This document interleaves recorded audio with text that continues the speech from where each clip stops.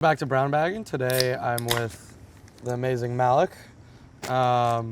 comedian, writer, actor in my web series, actor in general. Thank you for being here. Thanks for having me, dude. Of course. Appreciate you. Of course. And we are in the park that you will be doing your series as well. Yeah. From, right? Yeah, this is my new park. It's your new park. Moved from Moving over Central here. Park. Moved from some cheers. Moved from Central. There's a lot of blood in Central Park, you know. Is there? Is there? What? Used to be a black neighborhood. Oh yeah, right. Okay, that's what you were referring to. I was like, Dad, Yeah. did something happen tonight? Yeah, no. I picked my bench very specifically too. In relation to that. No, because like there's a lot of benches that are like dedicated to specific people and. Oh yeah. So it's like I would look for specific benches though. Like one of them was like a 9/11 survivor, and I was like, I don't know if I could say like crazy ass shit on her bench. Yeah, that's a little. That's tough. That's tough. Let me move to a different one. If somebody ever did do the digging to find that would be that could have some repercussions. They'd be like, you're calling 9/11 a conspiracy on her bench? Well, that would be a good bit. That'd be a good bit. They'd be like, yeah, no. So you're a comedian, but I think what's so interesting to me is that when we met 2 years ago, you weren't working full time in comedy. No, I was not. Talk to me about your journey, I guess, because I know you had an internship with a mutual friend of ours in school, but then obviously we're doing some other shit, and now where you are now. Walk me through what that's been like. Oh man, so the internship was fun. I worked in late night for a little bit. And that was cool because I got like first-hand exposure to like, you know, the industry that we want to be in. But then I was like, all right, you know, graduate, tried to get another job. That felt like impossible after graduating during COVID and stuff. Yeah, of course. But I just kept like dropping tweets, making some content here and there. You were going crazy on Twitter for a while. I mean, I've seen your tweets before. I mean, years before I met you. Yeah, man, I miss Twitter in its heyday, dude. I think if I could go back in time, I would have went less hard on Twitter, and I would have straight up just focused on TikTok, like while the momentum was there for me. But you know. Do you still tweet or no? Nah, I mean I have the account. You had to hang that jersey. I have the account, but like I'll drop a tweet and it'll either do like decent or get 0 likes, and I'm just like, I can't deal with this anymore. Like there's so many bots on Twitter, on X now too. It's just like so much racism and like I don't know. I don't know. The racism, like, sometimes I feel at home, but then I'm just like, nah, I'm joking. But the platform kind of just feels burnt out unless you're in like a specific like niche group of like interests, and I just don't have any interests that are that niche right now. Right, you're kind of just doing the general comedy, observational humor. So just the content, and then I was working in like investment banking and like tech for a little bit, and then left that world like a year and a half ago, and kind of just landed in just working with like a media company, and well, 2 different media companies, where like one of them I like help out with writing, and the other one I'm kind of just also like doing talent for. So it's cool. Right now, I guess I basically like live off of telling jokes and stuff. That's which fire. is, like, Do you still do stand-up? Because I remember for a while you were doing that pretty hard. Yeah. You were going pretty hard. Yeah. Had a lot of shows. Went to a couple. How is that still on the table, or because I haven't seen you post too much about that? I actually have a show on Friday. Oh shit! Okay, word. Yeah. I don't know when this is gonna go up, so I don't know if this is. It'll probably be too late. Yeah. But you're still doing it. Yeah, I'm still performing here and there. I think for me, I think my biggest issue is endurance. Like, it's not endurance. It's I have high endurance, but I can travel a far distance if I take breaks in between. Like, I'm not I need to be like more consistent, you know, like like show up daily. I don't show up daily. I get tired too. I like so that. I mean, stand up is you really got to have. We were talking about this with the interview with my other friends, Montessori Boy. When they started, they're doing sketch comedy now. Yeah. But they all kind of started in the stand-up space when they first moved here a couple years ago. Yeah. And they were all just like, no, we can't do this shit. We got to do something else. I think stand-up comedy is a vehicle.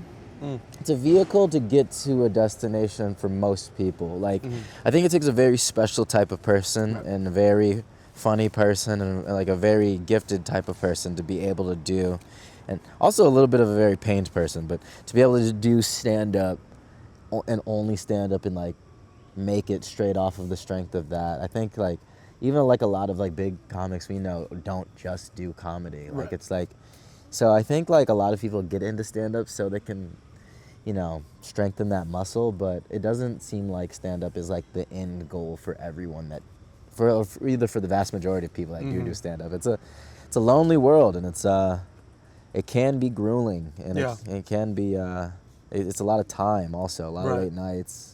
Yeah, going to like mic after mic. Introspection. But it's like I think it's one of the hardest art forms to master. Story Boy was saying the same thing, which is that they were just like, obviously like they're very talented comedians, but like stand-up was just not for them. They mentioned it being very grueling and just like having to, like you said, introspection, just think about yourself and stories and shit every single day, and then go like 2 times a night, 5 days a week. It's just, it's not for the weak. I also don't think the pursuit of stand-up itself makes you a good person. Like, I think it's like, because you have to just think so much about yourself and your perspective, and like, people just always think you're doing bits with them even when you're not, and it's just like, I feel like when you're that's just my opinion as someone that's just been in the community and just, I don't know if you feel the same way about like directors or like, but like, do you feel like directors, since you're a director, do you feel like directors have the same like negative like connotation to them that's like comedians have sometimes? Yeah, in a different way. I mean, there's like just the whole like film bro thing, which, I mean, honestly, I do check a lot of those boxes. And that Lily basically grouped me in when we were doing our interview. And it's like, you know, I think the association is there. I do think like comedy is a different world because it is so much. Obviously, like a lot of people make films about themselves. I've made things that are about myself, but you can also not do that, where I feel like, especially as a stand-up comedian, like your shit is about you. It's about you on stage, your presence on stage. Yeah. And as like a director, you can be that very front-facing, vocal kind of whatever, auteur kind of character. But you can also just be the person that makes the movies, does the interviews when you need to do the interviews, and that's it. You know, where I feel like comedy requires just so much more on the personality front, that I do think that there's a difference. Though there's a lot of directors that I feel like are very annoying online too. So you know what Hollywood needs? What does Hollywood need? We need an Asian Tyler Perry. I think I think if you want to put some double D's on, and you said I should be that. You want me to be Asian Medea? I just feel like come on, like it's never seen before. No, it hasn't. It's just. Like I feel like we have a couple years ago, like Crazy Rich Asians, and we had one. We had one little blip, and we have like Bobby Lee, but like who else do we got no in really. like Hollywood? Well, that's the thing, is I feel like with the whole, you know, Asian in proximity to whiteness and all that like critical theory stuff, but that is just like plays out in real life, where like I don't think that the industry and the people who have the ability to make decisions, or give people the ability to make decisions, want to do that for the sake of, or for forsaking that proximity. Because like, the whole thing about Crazy Rich Asians, I never even watched that fucking movie. But like the whole thing is that like, I only watched half. And see, like I heard it was like cool, or like fun. It was like a very classic kind of just shitty big movie. Yeah. Which is, you know, good for representation or whatever, but it's like, what does that really say about Asians in Hollywood, other than that, like, oh, okay, we can show rich Asian people too. It's like, okay, I don't really care. I know rich Asian people. Like, I went to college with them. Yeah. You know what I mean? Like, that's not super interesting to me. Yeah. But then, I don't know, like, I definitely think Asian exploitation is something that is, I think it's been, well, because there was that one show, Fresh Off the Boat, which I don't know how long that, I don't even know what I never watched that shit, because I saw the title, I was like, I can't do this. Yeah, it's interesting the boxes that Asians do get forced into, especially like, you know, being in the whole model minority thing, but like also just being like, they're used as vehicles for capitalism in America in such a different way than like, you know, African Americans were, like Latinos are, like natives were. Like it's like, for me, like, because Hollywood doesn't do a great job of telling like the story of like Asian Americans and Asians in America. Like even like even like during Sinners, when I saw like the Asians were both like still the corner store owners, I was like, damn. I was like, yo, they were doing that then too. Like, they've been doing this shit here mad long. Yeah, like, we've been here. That's corner store, laundromat. I didn't even conceptualize that they was out here owning corner stores while we were picking cotton. That is so crazy to me. It's crazy. I mean, we were first doing the railroads. Yeah. The first wave, and then I guess then we went to the corner store. Yeah. Well, I'm curious. You bring up Tyler Perry. What is not to make you the black liaison for this show, but what's your opinion on? Because I feel like Tyler Perry. On Tyler Perry and just like kind of that genre of film and media. Because I feel like a lot of my black friends have very differing opinions on them. I mean, everyone's seen those movies. I call it black auntie media. Right. Like there's a specific umbrella of black auntie media. It's like Tyler Perry is black auntie media. Mm-hmm. I say like R. Kelly, black auntie media. Like people like they're not gonna give them up. Yeah, they're not gonna give them up. Problematic people that older black people don't want to give up. Right. That like are also like now just gatekeepers. It's like my opinions on Tyler Perry are, I think society has progressed past the need for Tyler Perry. I think he served a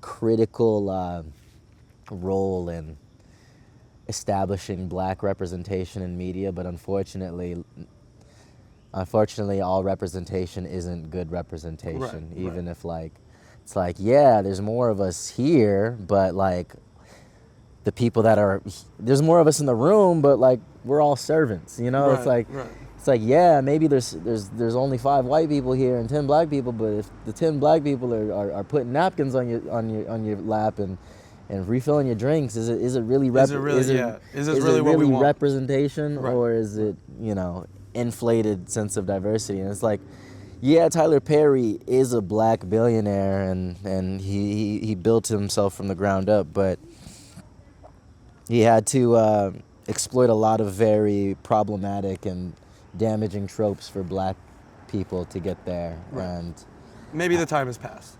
The time has definitely passed. Yeah. The time is definitely. But he's also, what is it? Isn't he like? Didn't he just break ground on some giant studio in Atlanta or some shit like last year? Yes, and when I read that, it read like a threat. I was like, he did what? He did what? Yeah, I thought I was dreaming, and then I like went back to sleep, and I was like, oh no, I'm alive. I'm Who's awake. doing what? Where? Yeah, I was like, oh man. My mom calls me. She's like, you know, Tyler Perry's, and I'm like, don't tell me nothing about no Tyler Perry. I'm not. What, like she wanted you to get in with the She's like, you should just send a job application. I'm like, man, Would you ever work for Tyler Perry? If the opportunity presented itself? I think after this interview, I don't think I'll ever be able to. I think this will blacklist me. I think. No, because he writes his movies in the afternoon. Like he takes like That's true. He takes and he has no writer's room. He does really? He writes his stuff, no writer's room. And he's like, all right, I need a $15 wig and a light-skinned black guy and a dark-skinned black guy, and they both gotta have abs, and then they need to fight over this light-skinned woman that looks like Christina Milian, and then and then she's gonna find love with after she leaves the dark skin for the light-skinned one with the abs, and then all of a sudden like she finds love in Jesus, and like that's like every Tyler Perry movie that isn't Medea, and it's like we've had it. We've had it's it. over. We've had it. Like We've had it. But like I think there needs to be an Asian Tyler Perry because we just need to. Telling you, dude, it would be so fun, and maybe it would be. I don't. But the thing is like I don't even know what would that be. Ty Lee. What would the character do? What would the Medea? What would the Medea equivalent do? It would be a Asian guy in drag that calls his granddaughter fat. Oh yeah. But then like constantly feeds her food. But keeps feeding her. And then the granddaughter like brings a lunch to school and then throws it out. And it's like, yeah. She's really good at the violin but hates it. Yeah. It's like. But then you fall in the trap. That's like every other. Yeah. That's what's wrong with Asian American cinema right now. Yeah. I guess we're butting into both ethnicities are running into the same problem. What I'm trying to say is we should trade. We should trade. You want the respectability politics, and you want to give us the exploitation. I miss when black people had like, I miss the Obama era. I miss Obama era blackness. What describe that? Everyone was like, oh, we have a black president, so black people have to be like it's the Obama era of blackness. There was us having just a black person in office, like that undeniability level of like social mobility, like that was visible to everybody, the entire world for 8 years straight, and then it's like that like awakened something in black people. Like, oh, like if we can have a black president, we can be anything. And for a little bit, like, you know, I feel like a bit more proud and prideful of like who we were, even though like Obama was dropping hella bombs on people. He was doing a lot of, unsavory things. He was doing a lot of unsavory stuff, but it's like, all right, because it goes back to the black billionaire thing. It's like, representation. Just because you have a black guy at the head of office doesn't make what he's doing okay. And but now that we just don't, like, the pendulum is swinging so far back to the other side. I feel like people just like, I feel like we've just regressed to a point where like people just, I think white people are genuinely fatigued like of us, and like I'm not gonna say that's our fault because like black people are victims of everything that's happened to them, but just because that is the truth doesn't mean that white people are gonna feel sorry for us anymore. Right. And I think now that the pendulum has swung back and like we're seeing fascism, we're seeing blatant racism that people just don't care about, like woke is out the window, and like I just think people have such a lower expectation of black people that is like the dominant narrative now than what used to exist, and I don't know how we're gonna fix that. Yeah. Because if having a president that was black didn't fix that, Yeah, what else? I don't know what will at this point. Well, on the subject of like woke is out, I'm curious. I want to talk to you specifically because you're a comedian and you work in this kind of new media space that's catering to young people on the social platforms.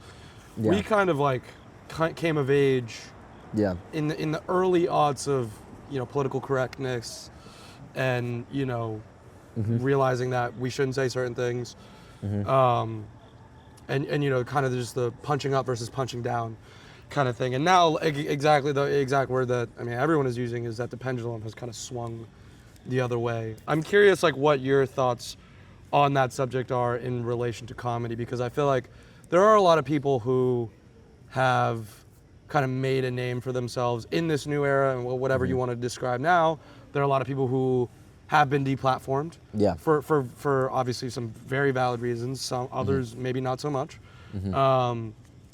In the last decade and a half, and now I don't know. We're kind of in a middle space where, you know, there's a couple different factions, and kind of everything is kind of fractured, but also like feels like people don't really care as much. Yeah. But then, you know, there's still risk of cancellation in like the real way of, you know, with Charlie Kirk getting killed, people getting fired from their jobs, people, you know, doxing each other online over just like, I don't know, reposting shit that he would say, you know, XYZ ABC. I'm curious like what your kind of take on that, especially as somebody who does, you know, cover kind of the news and current events in your content and your comedy. Yeah. What do you see as the way forward currently? And what do you make of what's happened?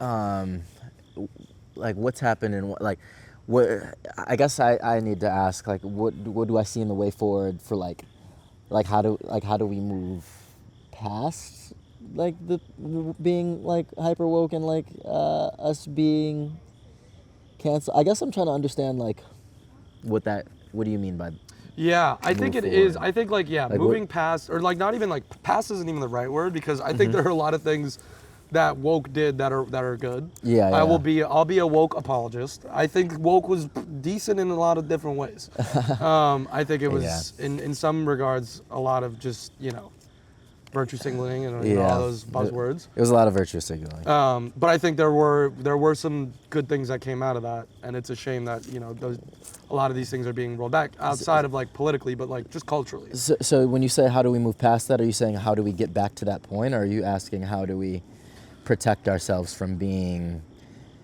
targeted for? Because it's. I think more the latter. I think like what do you as a comedian think that you have to do in order to do what you want to be, do what you want to do and say what you want to say without, you know, running the risk of, I don't know, putting yourself in danger, putting your career in danger. Right. But then also like not being a people pleaser, because like comedy is not about pleasing people. It's about entertaining and having opinions that maybe not everybody agrees with. I think what's going to happen to you is going to happen to you regardless. I think if you're afraid of the repercussions of what you're going to say, of what you say, then I think if you're afraid of the repercussions of what you're going to say, then you probably shouldn't say what you're going to say. Only because it's like Charlie Kirk's not the first person to be shot for his words. You know? Right. I mean, there's plenty of people that have been killed for speaking their truth or speaking a truth, or just being too vocal. So I think I want to say honestly, I don't know personally. I think the only way to not excuse me, sorry, to not be held accountable, I think, for what you're saying. I think you just have to be good at what you do. I think if you're a good comedian, you can get away with a lot. It's people that really aren't that good at what they do or what they say. And by good, you mean funny. Funny, but it's like there's a lot of context on top of that, because it's like certain people can tell the same exact joke with the same exact timing, but they just look differently, or are a different gender, or different like sexual orientation, and it's just not funny. It's like, I think a lot of people, especially now, especially on the right, like the right was so focused on being able to say what you want to say whenever you could say it, that they've gotten to a point where they're the new police. They're now the ones that are policing language. Like if Charlie Kirk, you know, loved free speech so much, why can't I say he's a piece of shit without you calling my job? You know, it's like. So I think at the end of the day, it seems like everyone is always gonna want to police each other, especially in this this era of hyper visibility. So I don't think there is a way around that, and I think our rules that we all live by aren't one-to-one. I think socially, like we all have different rules and different roles, especially in American society. So I think if you want to say what you want to say it, and don't worry about the repercussions, and don't worry about the end result. That's kind of just the secret to life anyway, is just doing things and not worrying about the result. And it's like, you're gonna say something, not everyone's gonna like it. You're gonna say something, people might jive with it, but if you have something to say it. Yeah. Has that affected your work in the past about being worried about repercussions as far as just like performing and writing your own content and stuff like that? Of course. Sometimes I would worry about repercussions too much, and then it would make me timid. And then sometimes I wouldn't worry at all, and then I'd say something that people wouldn't like, or that like people would try to like pack me up on Twitter. Like, I remember I made a Cosby joke the day he got acquitted, and and like the day he got let out on false pretenses. Like, I ran to Twitter to make a Cosby joke, and they were like, "Oh, so sexual assault's funny now, huh?" And I was like, "No, of course it's not funny. Him getting out is hilarious because we all agree he did it. We all know he did it. We all agree he did it. So him getting out is objectively funny." And everyone's like, "No, it's not, buddy. No, it's not. And also, you're an awful person." And I had like everyone calling me, my homies calling me, my mom calling me. Like, damn. People were just like, "Hey, man, delete the tweet." And I was just like, did you? It took like an hour and a half. You folded. Yeah, I did fold. And you know, at the time, back in the day, I had wished I didn't. But now that I'm older, I'm like happy that I did, because I'm like, if there's like people that are real victims of sexual violence, and it's like, it takes nothing for me to delete a tweet. But that's true. Sometimes people read something and it really fucks their day up, and like, I don't know, man. One important thing I had to learn about pursuing comedy is that laughs aren't everything. And like doing shit for laughs is not what like I want my life to be centered around. So yeah, but so you mean that more just in terms of like a personal character growth way? Yeah, it's like how I said earlier. Like, I think the blind and pursuit of comedy only is like, it makes you not a good person. Like, you have to do other things outside the comedy. Like, you have to like go hang with your family, go volunteer, go like read a, like, it's like, if you just do everything purely to make people laugh, then it feels like an empty pursuit to me. That's my opinion. Well, on that, you recently were doing some campaigning for Zoran. Yeah, or maybe not campaign. I don't know what you would call. How would you describe it? Because I saw the video. I mean, it was very funny. Got a lot of traction. Yeah, I'd say it was. I have some friends that work that work closely with or loosely with their campaign, and we wanted to make a commercial for the campaign and just kind of get the awareness out there, kind of just because it's like, you know, I feel like Zoran is like the first time in recent history that New York City has had like been really excited about change. Yeah. So I for me, it was a no-brainer to like write that video and you know, cast my friends and, you know, record it. Yeah. Do you think, and this is not even to be on some like devil advocate shit, because I'm also excited about him and the prospect of, as you said, like, we'll see how real it is. I guess that's kind of my, not hesitation or anxiety, but... You think he's gonna, you think he might fall flat? I don't think he's gonna fall flat, but I do think that the Democratic machine is all-encompassing and very powerful. Yeah. And I think, like, again, as we've come up, as we've gotten older, gone through school, kind of become adults, become more politically educated, we've had some pretty big figures kind of like somewhat rise to the occasion and then kind of teeter, whether that be on their own accord, whether that be in the interest of the Democratic, you know, consensus, whatever it is, you know, specifically with Bernie and AOC. Yeah, and we've seen, you know, in the last couple of years that, you know, they aren't maybe at one point that they were championing something, but then at many points in the last couple of years have revealed themselves to, for whatever reason, who knows? I'm not a political insider, but kind of cave to the majority of the party. And I'm curious, I don't know how closely you have communicated with them, but I'm more just generally speaking, as someone who's invested in this. What's your view on it? It's hard because I hate supporting institutional Democrats as well, but I kind of look at it as what other choice do I have? Like what other choice do I have? I got this Muslim guy that's a democratic socialist that is young and energetic, or I got some guy that touched women. Right. So it's bleak options. Yeah. Bleak options. And I don't know, man. I like an underdog. I like to see the little guy win sometimes, and it's just I know it's hard to always. I know campaign promises are usually just intentions, but even if he gets one of the 4 things done on his list of things that like his main points he's running on, even if he gets one of those things done, that still makes New York City at least marginally better than it already is. Yeah. So it's like,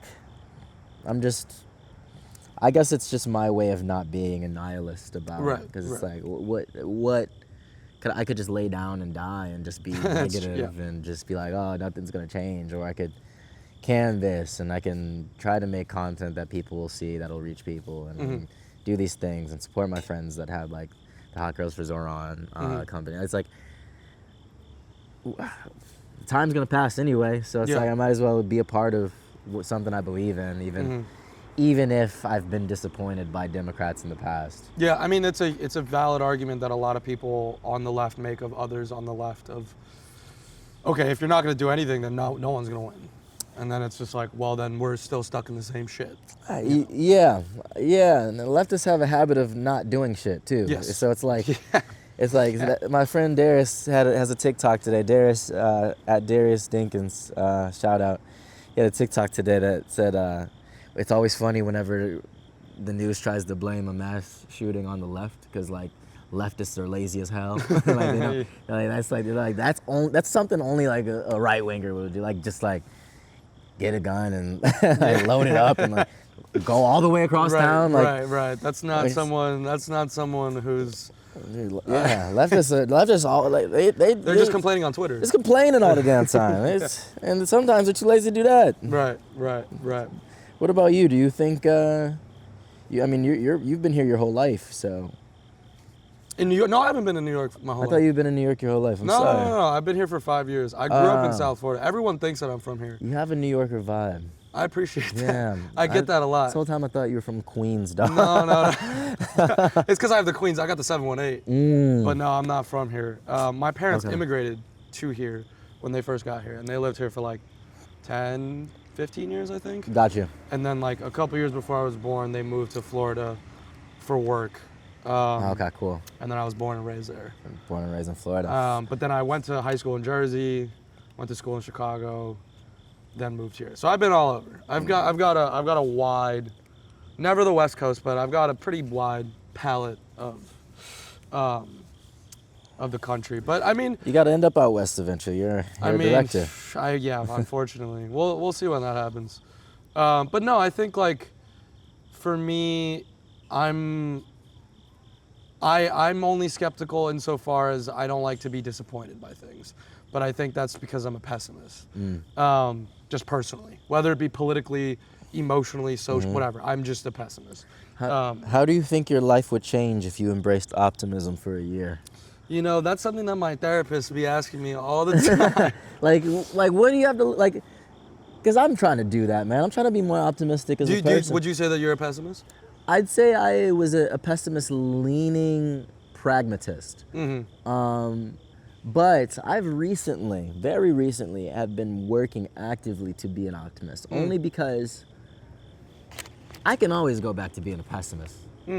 Like I can always go back. Right. Yeah, if you need to. Yeah, it takes nothing from me to go back, but I've been a pessimist for so long that it's like, you know, why not try to be an optimist? No, I agree. And I will say, like, it's one of the reasons why I got broken up with.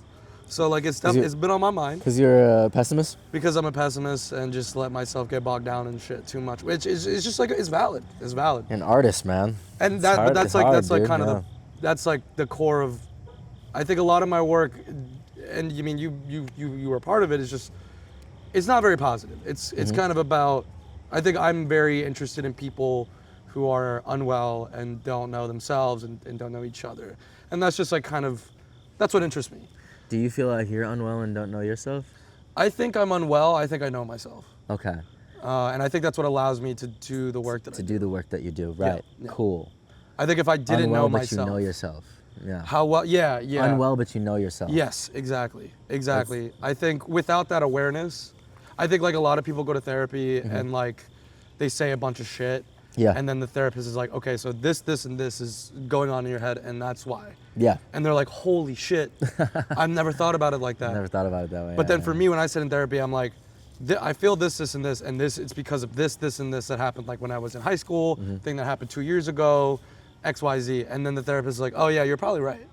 Okay. So it's like never, like there's that awareness, but it's more about like the execution of like, okay, you are aware of these things. Like, have you tried a meditation practice, like actually? I don't mean to laugh, but I have. Yeah. That shit, maybe I didn't try hard enough, but bro, that shit did not work. Damn. That shit just did not. I was just thinking about all the other shit that I needed to do. Damn. Or just like, I don't know, thinking about literally anything else. I would be doing like the body scan shit. That shit did not work. Do you do that? You Asian and meditating doesn't work for you? It doesn't work for me, bro. I'm one of these American ones. We don't. Yeah. I've lost touch, I guess. Fuck. That's kind of like how I don't like to play my music out loud in public. Oh, you don't be doing that? As a black guy, no. I hate it. I hate it. It doesn't do anything for me. I guess I'm the same. I don't do that shit. Yeah, but it's just because like I feel like that's supposed to do something for your soul, like as a black guy, like playing your music loud in public. And so have you found meditation? Have you found your Asian self? I think in the pursuit of, I think it gives me something. I think I'm abandoning the expectation to get something from it. And I'm trying to see what I can give to it. And it's like, I don't really know what meditation's supposed to do. I just know people have done it for mad long that are smarter than me. So I'm like, I'm gonna try it. Yeah. Like, I'm like, what do I know that people from thousands of years ago like don't have been doing? It's like I think for me, I've been recommended by personally in therapy, blah blah blah. And I think just like, I agree with your general assessment of like, this is not a new thing. Yeah. It's like, kind of folded into this whole new age kind of thing that we're doing right now with mental health and whatnot, which is, good. But I think like for me, I've found more value in like being really anxious, drinking a bunch of coffee, chain smoking. Yeah. And just like doing what I need to do. Yeah. And then that just might be me. Like I wouldn't recommend that to anybody. Living in the 3D. Yeah. Sometimes you just gotta do what you gotta do to make it to another day, though. Exactly, and that for me, like meditation has not helped me make it to the next day. But helps me make it to the next day is to kind of be pessimistic and just be like, put my head down. Yeah. And then do whatever the fuck is making me anxious. And that's maybe I should give it another shot. It's it's probably, like you said, people smarter than I have been doing it. And it's worked for them. But for me right now, it's just like, I mean, that's just your everyday philosophy. You know, like that's Plato's allegory of the cave. Right. It's just like, chained up. The shadows of the hand puppets were on the cave. And I'm very happy with my puppets, my shadow puppets for now. Yeah. Maybe in a couple of years when I'm like sober, I've gone to rehab already, and maybe I'll find it. But for now, like. It's just not. But you're aware. I'm aware. It's like, I mean, fish. a fish doesn't know it leaves water. It needs water. It's in water until it leaves water. Right, You know. right. And it's and like, then it dies. yeah, and then it gasps for air, and its cortisol levels spike, and the meat tastes way worse. And yeah, I think you know, when the student's ready, the teacher will appear, man. And I That's think true. like whenever you're ready to take that step, you know, you'll catch yourself, Yeah. dude. I don't think your story's over. Oh, it's not. I mean, I you hope know? it's not fucking over. Yeah. It better not be over. And you create from a very specific place I do. that like I do. maybe you need to access. I do. Well, part I of think yourself, that's you a know? good that's a good topic because I've been asking everyone who's been on the show, who was in the web series, just kind of the experience of being on it. You know, obviously we had Lily on, who's a trained actor, does a lot of theater, is, as we're shooting this, on her way out to shoot a feature. Had Dylan awesome, on, who actually you don't share any scenes with, but Yeah. is a little bit more of a multi-hyphenate, dancer, illustrator, photographer, just general performer. And then you, more specifically, a comedian. I guess what was your, when I saw you outside, what was that, like a pool hall? And I had like, I just like ran, we were like, it was like midnight. Always ran into each other. Yeah. And Yeah. I like quickly pitched you the idea, then you got the script. What was kind of your thought of the project at its inception? Because that's not, well, I know you've acted before. Yeah. My thought from this project at its inception was, I read the script and I was like, this is so good. I hope I don't get the lead role. Because I didn't think I could do it justice. Like the guy you booked for the lead, like he was perfect for the role, man. He nailed that, and like the way he talked and the way he was like, just his timing and his. I think he did such a great job with that character, and then I saw like. I read for Daryl, and I was like, this excited me because I was like, oh, that's a role that's more comedic and dynamic in nature, and it's like, this role is a great addition to the film. It's great writing, and it's great, like, it's a great two important scenes, but it isn't. It wasn't mean that it was a good way for me to like step into like drama, you know, and do something that's like comedy adjacent, but like, because you hit both ends. There's a very funny scene and there's a much more exactly serious scene. And I think that was like great for me personally, and I was really excited to like see the script. I really loved the script. I was really excited about the project when you even told me at the pool hall that you had a project that you were working on, and yeah, and just reading for Daryl was really cool, and getting to bring that character to life, it made me happy. Yeah, I'm super glad to hear that. Decided to toss that in my reel. Yeah. I mean, speaking of the reel, so tell me about acting for you. Is that something that you're thinking about pursuing more, whether it be comedic, whether it be dramatic, or do you think you're going to stay kind of more in the writing, stand-up kind of space? I think because I think you're really great. Sorry, just to bookend that, I think you were a really great comedic and dramatic performer. Oh, thanks, man. I think I do think that, you know, maybe you weren't fit for the lead role. Yeah. But I loved everything that you brought. Yeah. All of the little quips, all the little just like riffs that you did that I didn't. Again, like, I think with you and Dylan both as the side characters, I like was so focused on the two main characters that like didn't really not think about it, but like my focus was on them. Yeah. And so like on set, there were a lot of great moments that a lot of it made the cut of, you know, just like shit that I didn't think about, shit that wasn't in the script. So I just to give you your flowers real quick, like you were hilarious, and also when we did that second scene, like that shit was a very big tonal shift in a really good way. Yeah. Dude, thank you. I appreciate it. I appreciate the opportunity, honestly. Just being a part of your baby, you know, and just seeing it come to life, and for me it was just fun, and I think I actually got into stand-up, ironically, so I could act one day. And that's your stand up as your way in. Yeah, that's kind of like I was like, oh, like I'll do comedy because I want to like do comedic acting or be a comedic actor, and like I still think I think that big breakout role is still on its way, but like as soon as I like wanted to do comedy, like I got my first role in like a first film, and then like just this slowly but surely, like I've just been, you know, working my way up and doing new gigs. And do you audition a lot? Do you like do self-tapes and shit?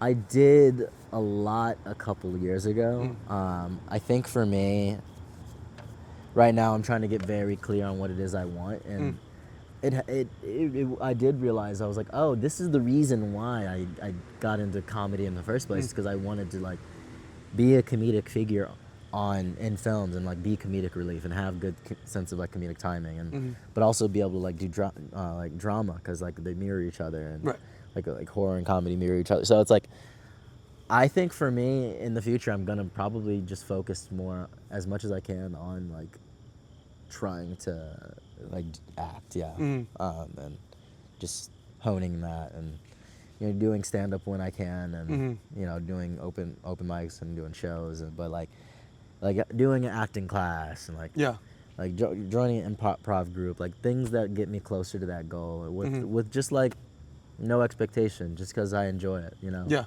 And hopefully something comes of it, but even if not, I'm still like living in like the purpose that I wanted to pursue anyway, you know. But what made you come to directing, like as a? For me, actually, was very funny. It was also through comedy, and it was very funnily through my like it like took many different forms. But when I first knew I wanted to be somewhere in entertainment was when I watched SNL for the first time. SNL. When I was in middle school. Yeah. So I wanted to do comedy as well. I did some stand-up in high school, and it was not that great. I did an Asian accent. People who I went to high school with will probably remember. There was one time I got in trouble for making a joke about destitute children in Africa. Tell the joke. The joke is, I don't even think it was that, well, the joke, one, wasn't even that funny, and two, I don't even think it was that offensive. Basically, I was just making a joke about, I went to like a preparatory boarding school. We're all very privileged. Okay. And I was making a joke about how kids, like our classmates, are all very privileged and just like don't know their position in the world. Meanwhile, there are kids in Africa who are happy if they can eat today. Yeah. And you know, it's not that funny. It's just like it's an observation. It's a pretty blank, mostly true observation. Well, it's a good observation, especially as a kid your age. Yeah, I was like 14. But then, you know what the funniest part was? Is that when I got in trouble, I sat down with 3 white teachers. Yeah, and white people had to tell you why that wasn't okay? Yes. And like nothing happened. I just got like sat down for like 30 minutes being like, that was not okay. And I was like, why is the white 5'8" wrestling coach telling me that? Yeah. You know, like, I get it. Maybe I shouldn't have said that, but also like this is just like another layer of like of irony that adds to the funniness of the whole situation. Well, you can't force white people to confront their privilege. They have That's also true. They have to arrive on their own. They have to arrive. Yeah. Well, it's like if you force them to, they're going to. You know, it's kind of like how we talked about the pendulum swinging. Like we've been forcing them since 2010. Right. You know, and now they're like, you know what? I don't want to. You know what? I don't care if black people don't work here. Right. You know, I don't care. Yeah. Because it's like, it gets to a point where you know, if you bend and bend and bend, something's gonna snap. Something's gonna break. Yeah, and it's like.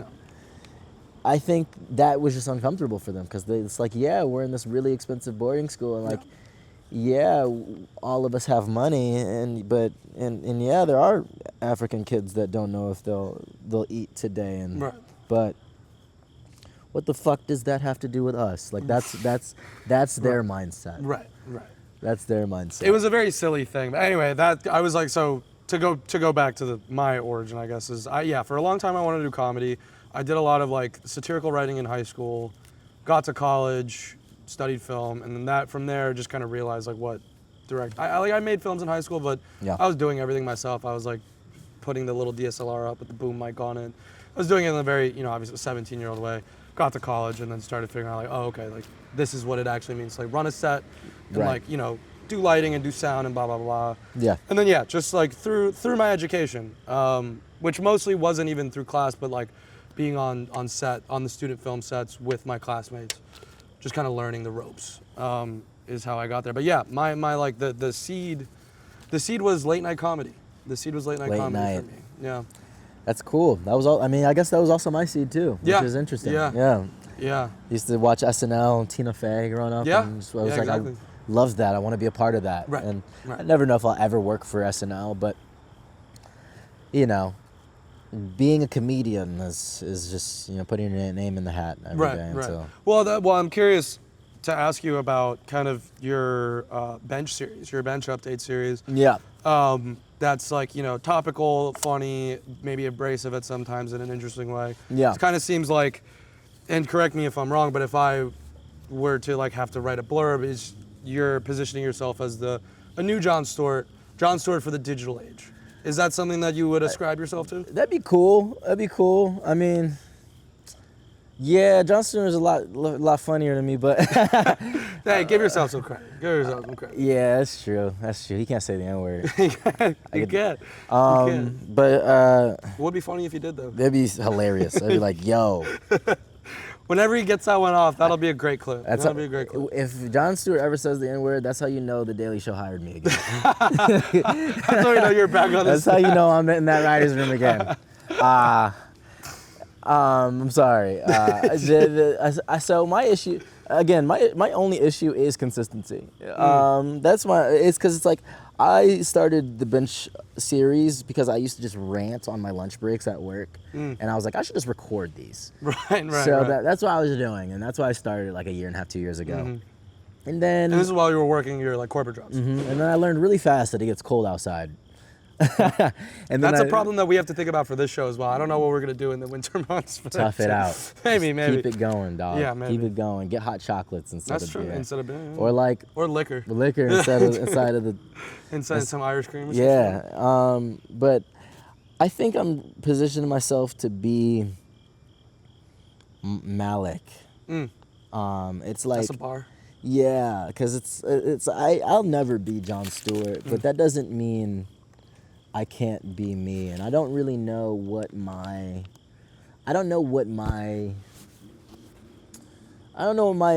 maximum potential is yet. I also don't, but I know what I have struggled with the most is consistency, and it is being all in like content and in like the world of comedy, because sometimes like I'm trying to shed my hiccups, like my limiting belief of lack and stuff. So it's like I'm willing to be anything that I'll anything that comes out of the bench series is cool, as long as I can challenge myself to be more consistent and show up, daily and like build that cadence, because it's hard to like work, and write and then do your own content and right. And that so I think I just want to keep having fun. Yeah. That's which really is good. You gotta have the love for it. Yeah. Or else it's just fucking bullshit. Yeah. Just fun. Yeah. Like that's really it. It's just. I mean, on the content subject. So are you allowed to say what company you work for, or is that not? Right we don't now, have to. Well, yeah, I'll say it. I mean, I work with primarily right now Mutuals Media and Fallen Media. Right now. Okay. Right now I'm doing like help building a new series at Mutuals called Tapped In. Okay. And I do a segment called The Breakdown, which is like similar to what I already do on the bench, but there's just a little bit more facts. I see. I also do it with a co-host named Emmett. Okay. It was a pretty cool. Oh guy. yeah, I think I did see. I think you guys started like, was it like a month ago? Yeah. Posted something. Yeah. And then I have like my bench stuff, and then with Fallen, I work loosely with 2 shows that they have there. Yeah. I'm still waiting for mine to come out. Unless did that get canned? I don't know. No. Oh, you're with the Subway order? Yeah. No, yours didn't get canned. They have to post. I believe that they have to. they have to post. They haven't posted that campaign yet. Okay. But so my digital reckoning is not yet. It's coming. Yeah, it's coming. It's on the horizon. Coming. Okay, yeah. great. Whenever this comes out, I think that shit'll be out. So hopefully it'll be out. You can go watch that shit on. Watch me make a fool of myself on that show. Yeah, you ate so much. I ate so much shit, and I said a lot of crazy things about stuff. what I do on dates that I don't actually do on dates. It's always funny because like whenever I'm what's the word? Whenever I'm kind of like, what's the word? Inflating, for lack of a better term, like a dating story, or like adding some pizzazz for comedic effect, or completely just creating a story that never happened. It's like these are always the ones that like I'm like, this is the one that went viral, the story where I got beat, like this is the story that went viral. And it's like, dude, like, damn. Yeah. Well, maybe we'll see what happens. I'm curious because you're kind of working more in the background. Obviously, you're developing a show that you are front facing. But I think this is something that I asked a little bit with Montessori Boy, my other friends and guests on the show, just to kind of about the content landscape and where it is now and where it's kind of going. I think I'm very interested in what you have to say, being both like behind the camera and then also having your own show. Yeah. I guess like to preface this a little more, and this is by no means any disrespect or slight. There's a lot of vertical shows right now. This one included. Yeah. But there's a lot of that kind of that ilk of, the man on the street, random dating shows, people just talking to the camera, people approaching people on the street with a camera. That it's who knows what oversaturation is anymore in the digital age. Yeah. But if you open up any app, you will see one of these things.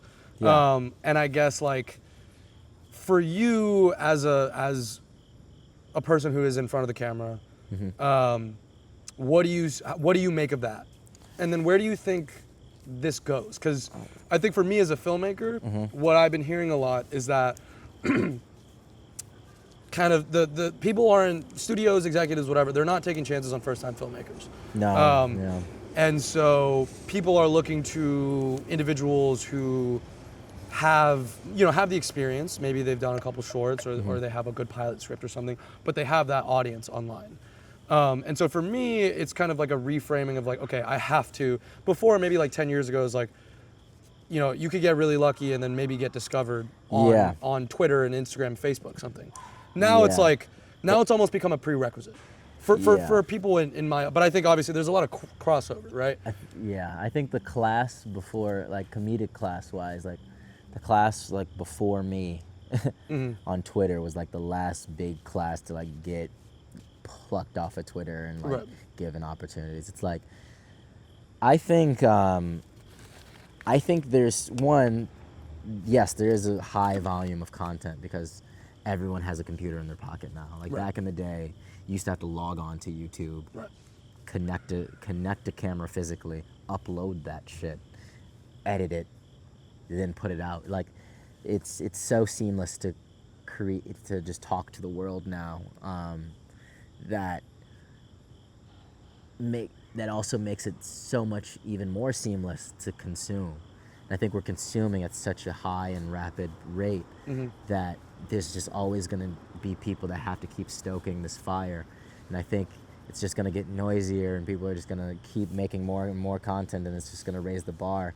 But yeah, to your point, it has gotten to a point where these gatekeepers have realized, why would we invest in new talent? What? Just because this comedian has 10,000 followers, why would we put him on like this TV show? It's like, I remember back when 100,000 subscribers used to get you t-shirts and Hot Topic, and now it's like 100K is the new 10K, it feels like. Right, and maybe even 1K.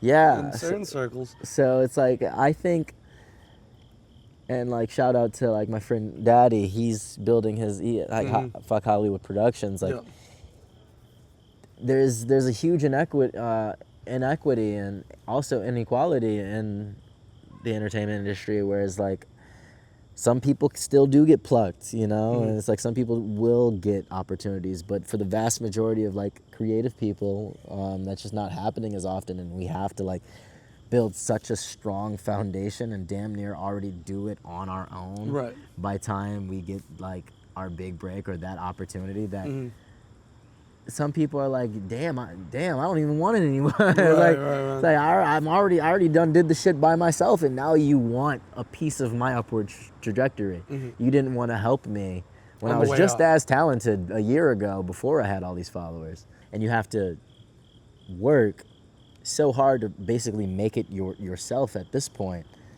And it's to the point where like I wish that I had like my talent and my ability in 2008. Yeah. And I wish I was this age with this like talent then, because it would have been different. It would have been completely different. Yeah, like I feel like fighting for attention against like Trey Melvin and Shane Dawson was a lot easier than fighting for attention against an endless scroll on TikTok. Right. Do you ever feel that your kind of work behind the camera and your work in front of the camera is like a bit of a double think in that same regard? Or does that not bother you as much because they kind of are working towards the same end goal? I was working in an office for a finance company with no windows. Damn. They had you in a dungeon? They had me in a closet, bro. Jesus. 2 years ago this time. So I'm grateful to do anything that allows me to see the sun while it's up. That's beautiful. At this point, especially if it's something creative, because man, I've seen the other side, and I never want to go back if I don't have to. Right. But that's just not to. But I just wasn't getting treated great at my company. No, of course. There's some people that work in finance that love it and they have awesome offices. That just wasn't me. Right. And it's not for you. Yeah. It's not for you. I hope at the end of the day I can hone my skills and my abilities well enough to a point where I can affirm who I think I am and be consistent enough to just get myself to that next level of like my career where like I think things are like on the up and like have a bit more momentum. Where do you like and it's all good if you don't know, but I'm curious, what do you see in the 5, 10, 20 years as like where you want to go? Is it you mentioned wanting to act more? Is it being the lead in a comedy film? Is it developing a TV show? Is it doing more content? Is it maybe talking about late night? That's kind of where we got our first glimpses of wanting to be in this space. What do you see yourself doing? I would like to have a successful YouTube show.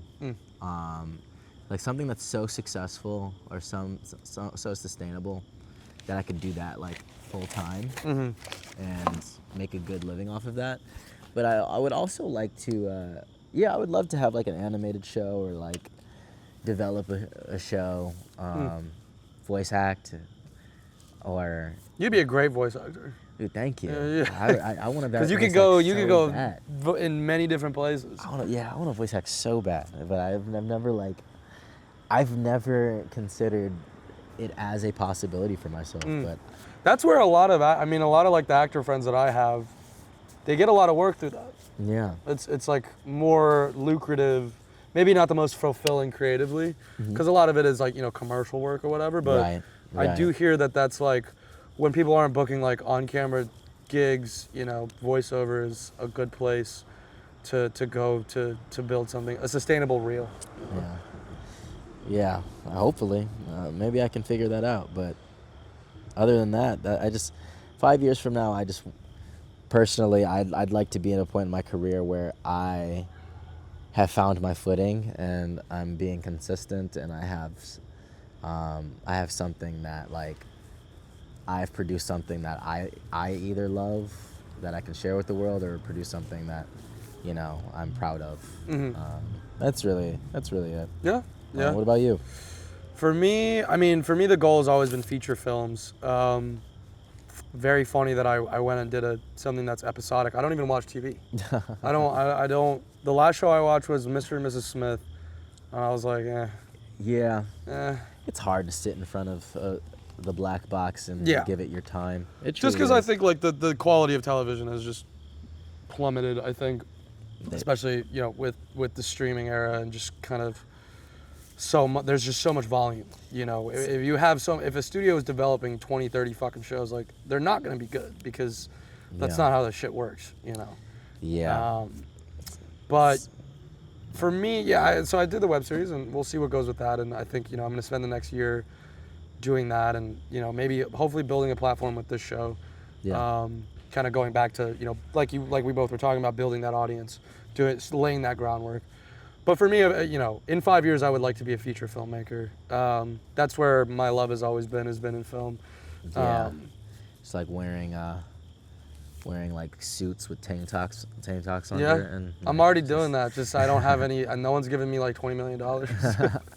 What's the number of money you think you need? Since you said $20 million, what's the lowest amount of money you think you need to consider yourself rich enough to never want to or have to work again, but not enough to become evil? Oh, that's a great question. I think I also thought that was going in a different direction. I think to be comfortable and never like work again, I think like high 6 figures net worth would be good, because I think that would just constitute maybe doing a couple commercials a year. Okay. And then like doing a feature my way like every 2 to 3 years. Mm-hmm. I think that would be a great cadence for me. Okay. I don't think I need any more than that. I think like to be in the low 7 figures would be cool. I think anything beyond that, I don't need anything beyond that figure. Yeah. For me personally, I just don't like to live, or like not, I don't even know how to live like that, but I don't think I would want to have to deal with that. Because like it's, and this is another topic, but it's like rich people are always talking about once you have a bunch of money, like the money itself becomes a thing that you have to deal with. With like your assets and your properties and your blah, blah, blah, blah, blah. Yeah. But for me, I think like if I can make movies for, ideally like under 10 million, independent kind of stuff, where I get a lot of control. I'm not really beholden to anybody. Of course, I'll be beholden to some people at the end of the day, but if I can get a final cut on a movie that's $1 million that I wanted $5 million for, I'll take that. Nice. Because for me, it's not about the money. I didn't do this for money. I would have done something. I would have gone to the corporate world if I wanted to do this for money. Corporate America, don't we? Yeah. Yeah. But I thought you were gonna ask how much money I need to make a film. But that's another. That was just an overall question. Yeah. I think like I hear these crazy figures that some commercial directors that I met that they make on one job that's like 60 seconds. Maybe it's like nationally syndicated TV, and I'm like, they tell me the number, and I'm like, bro, are you serious? Yeah. For like 2 days of shooting, maybe a month of pre-production, like you getting what? Yeah, some people are just printing money out of nowhere. Yeah. For brands and companies that aren't gonna exist, in like 5 years. It's crazy. It's crazy. I think for me, to never work again for like the rest of my life, I think I need anywhere from like 5 to 10 million, just like in liquid assets. Okay. But not even net worth shit, but just having the bank account. Just to have it, just so I never have to think. Just so I never have to say yes to another white person. If I don't want to. Right. Ever again for the rest of my life, like some like nest egg shit. Yeah. But anything more, I think anything more than $10 million, you start becoming evil. Yes. I think anything more than, because you can do virtually anything you want to do in America with. If you have 10 million liquid, absolutely. You can do virtually anything you want to do. You never have to work again. Internationally too. We don't have to. You can go anywhere and do anything. Never have to worry again. Yeah. It's like. Good. And like you said, you won't be beholden to any white people. Yeah. Anywhere in the world. Whatever flavor of white it is. Yeah. With 10 million, you're good. Yeah, even beholden to anyone, because I don't want. There's some black people I wouldn't want to be beholden to. Like some people were beholden to Diddy, man. That's true. That's true. I'm sure there's a lot of people on his payroll. Yeah, so it's just like I just want to be able to say no. Right. And I think like anywhere from $5 to $10 million, allows you to say no whenever you want. Yeah. I just want to be able to say no whenever I want. That's really my goal in life, is to be able to say no whenever I want, but not worry about the consequences of doing it. Of saying no. Yeah. That's actually a great kind of metric to measure it by. Yeah. Just to have the freedom to just turn shit down. Just being able to be like, yeah, go fuck yourself. Right. And like not having to worry about your electric bill. Right. Just being able to say stuff like, I don't think kids should be bombed, and and not have to worry about losing your job and everything that you own. Yeah. It's just, that's just me. Yeah. That's just me. I would agree with that. I would agree with that. We'll wrap this up soon. So the last thing that I've been asking everyone is one popular thing that you don't like. A popular thing that I don't like. Like misogyny. This is your performative male right here. This is your performative male right here. I don't like when women get hurt. I don't like it when they get heartbroken. You got tampons in your bathroom? Of course you don't. I don't. But actually, I do. Tampons, some hair ties. I got Midol. My ex's hairbrush is in my bathroom, so there's that. Trying to clone her? That's crazy. My bad. I set myself up for that one. Yeah, listen, man. When me and my ex broke up, it took me 3 months to get rid of her blanket. You were hugging that shit? It took me 3 months because it smelled like her. And I was like, all right, well, at the very least, I can wrap it around these pillows and spoon it. So these pillows smell like her. Still have the essence. You ever put your pillow in the oven so it feels like a warm body? No, that can't be safe. Okay, you haven't been in the trenches yet. You haven't been in the trenches yet. I haven't been that deep because you gotta think about like the microplastics. Yeah. You don't miss her enough. Maybe I don't. That might be a good thing. That might be a good thing. I'm gonna keep it that way. I'm gonna be honest. Never have I thought about putting my pillow in the oven. I will say that. Yeah. Toss it on like 120. Put it in the oven for like 3 minutes so it feels like a human body, and just spoon it. And then you take a little bit of Benadryl so it hits you really fast, so you can actually sleep. You can sleep. Yeah. I've done the Benadryl trick. Yeah. I've tossed back a bunch of Benadryl. Before. Something popular that everyone likes that I don't like. Wow. There's a lot of things I don't fucking like. Same, and I'm also drawing a blank. I've been good about having something in the pocket, but I actually don't have anything in the chamber today. I don't. Something popular that I don't like.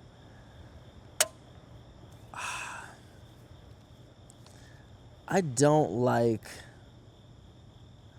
think something that's really popular that I don't like is a lot of people own a lot of things. A lot of people like to consume trinkets and little charms. Yeah, because they can. Like I feel like a lot of, even in New York City, like people exist for the weekend so they can just go buy shit. Right.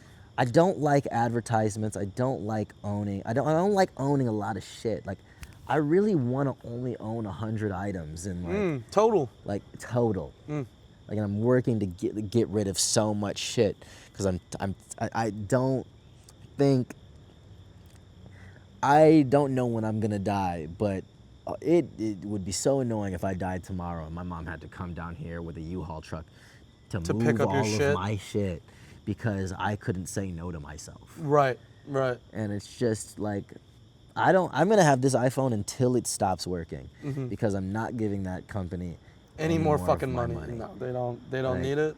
It's so annoying. Like, I think we just need to slow down our consumption, like, and just come back to ourselves just a little bit. Like, that's my answer. I don't like how much we consume. Yeah. And I feel like it's being poisoned, and like people are saying like, oh, like go thrifting, go buy vintage, but then it's like they're doing the same thing with that shit. Yeah. Where it's like you're spending how much money to buy more? Yeah, okay, it's secondhand and it's like a little bit more ecologically friendly, But you're still consuming. You're still just creating, because like you're gonna wear it twice. The worst. You're gonna forget about it. The worst thing that ever happened to the clothing economy was the song "Thrift Shop" by Macklemore. Because when he gentrified thrift shopping and made it cool, when white women realized Salvation Army existed, Devastating time. You can't get a hoodie for less than $20 at the thrift store anymore. It's crazy. Like, and like it's like these people are just buying all this shit to load, either sell it on Depop or to like do that annoying thing where they just buy baggy pants and then stand in front of like their on TikTok and do that thing where they flare their pants and just like and like crop all their hoodie jackets all the way up here and just like I don't like the TikTokification of life. Yeah. I don't like the TikTokification of life. I wish life could go back to how it was in like 2012. 2012 was the perfect year. That like. But are you saying that just for nostalgia's sake, though? No, there was the year. Obama's second term. Obama's second term, beginning of the second term, so we still were like optimistic as a culture. Yeah. The Migos were popping. Yes. Instagram wasn't. Instagram just started, but they like, it wasn't an evil app yet. Yes. Like they didn't know how many Kegels I'm doing right now. Right. What else? It was pre-2016, so like music didn't peak yet. No. The shows were good. Like television was good. Yeah. Television was good. Movies were decent at best. Better at the very least. Better. At the very least. Climate change didn't get so aggressive. Like it was. Well, it was there. It was there. It was there. But dude, I haven't seen snow in 2 years. That's true. It used to snow. It's snowing in 2012, dog. Like, I think that was the perfect year. Like, that year where like iPhones weren't good enough yet to not need a computer anymore. Right. Like it was still mostly a phone. Yeah. Like, and sometimes you could go on the internet. Sometimes. Yeah. If you were lucky. I miss when you had to say, oh, I can't wait till I can't wait to get home so I can upload this video to Twitter. Like I miss that little bit of I miss that. I just miss. It was a little clunkier, and I think that little bit of clunkiness was good for us because right now everything is way too instant, and I don't know how sustainable it is. Yeah. But yeah. I agree. Mine is the one that I just thought of that is on the same vein that is kind of lukewarm at this point. But I'll still say it because I agree with this. Matcha is overrated. Matcha is overrated. Matcha is overrated. Bro, I went to Japan in May. Yeah. I had lunch at the lake by the Mount Fuji. I don't remember what lake it was, but it's the one with the big shrine or the gates that everyone takes a picture of in the lake. And they made matcha. They gave you a little sheet. It had it in English and Japanese and Chinese. And you got to swirl it around. I had it in like the most actually the way that you're supposed to. Now whatever the fuck. A tea ceremony. Right. Not the whatever the fuck people are doing now. Yeah. That shit was mid. Yeah. That shit was mid. And I've never had a matcha latte. I'm not going to. I just think like outside of the TikTokification of it, which is an own thing of it is a thing of its own and it's annoying on its own. Yeah. I think people are lying. I think people are lying when they say they like. I think it's the same with like espresso martinis. I'm just gonna do this is beverage, my beverage hate. I agree with that. I think espresso martinis, like it just tastes like regular coffee that's like kind of off.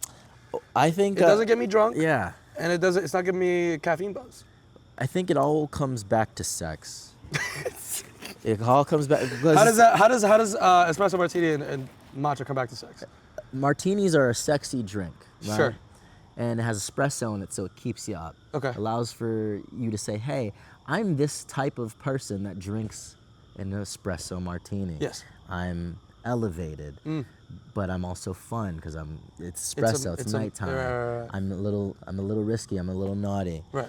It keeps you going, but it signals that I'm this type of person. And with matcha, that's why so many people call it performative.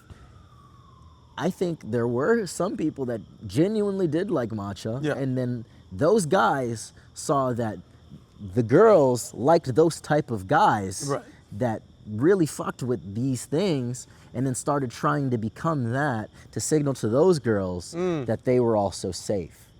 So I think it boils down to like sex. All of it is. Even like the reason why we have iPhones and not Androids right now is because we don't want green bubbles to make I don't want a green bubble. You're right. I'll never be sex caught with dead. us. I'll never be caught dead with a green bubble. I'm sorry. And the phones have been better for years. They are much better. But you know, if you text a girl with those green bubbles, You're getting knocked she down might like 5 not pegs. talk to you. Yeah. It's likely. And it's like everything does come back to sex. It all comes back to sex. Somebody said that. Some famous philosopher of the 20th century said that. I can't remember who. Yeah. But you might be right. So I think these drinks signal I'm this type of person, Right. with this type of cultural adjacency or this type of access, or look at me, I'm safe. Right. Like I'm one of the good ones. Yeah, and that's what I think it is for men. I think for women, it's like they see other women drinking it and they're like, oh, it's cute, it looks good, it's trendy. Thanks for having me, man. Of course, Appreciate you. it's all about sex. This entire interview, it was about sex. Yeah, It's all about sex. Someone might see me on here and go, oh, he's good looking. He's good looking when he talks about his passion. Yeah. Well, I think most women like that. I'm not having sex right now, which is a really But great well, thing. you don't know that. I don't know when I'm gonna post it. So maybe when I do post it, maybe it's a Hopefully not. call to ask. Call the Yeah. number and ask. Yeah. Kind of thing. My- Whenever this gets posted. By the way, this is Arizona iced tea for all my Muslim brothers and sisters that are disappointed in me. This is non-alcoholic edition. We'll take an Arizona sponsorship too. We'll also take a beer sponsorship. I did it for the aesthetic. Well, it is part of the show. It is Yeah, part of yeah. the show. For sure. Thank you very much for being here. Thanks for having me. One man. last cheers. Cheers. Thank you for watching. I'll see you guys next time.